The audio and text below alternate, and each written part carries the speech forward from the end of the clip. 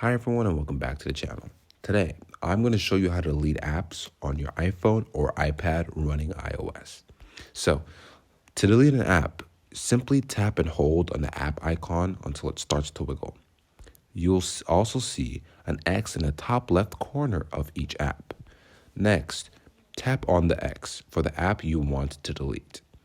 A pop-up window will appear asking if you're sure you want to delete the app. Then tap on Delete to confirm. The app will then be deleted from your device. If you have any stored data, you may be prompted to delete that as well. And that's all.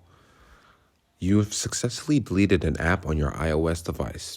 If you need to delete multiple apps, simply repeat the process for each app. Before you go, I want to remind you to like and subscribe to my channel for more tutorials and tech-related content. If you have any questions or suggestions for future videos, leave a comment down below. Goodbye.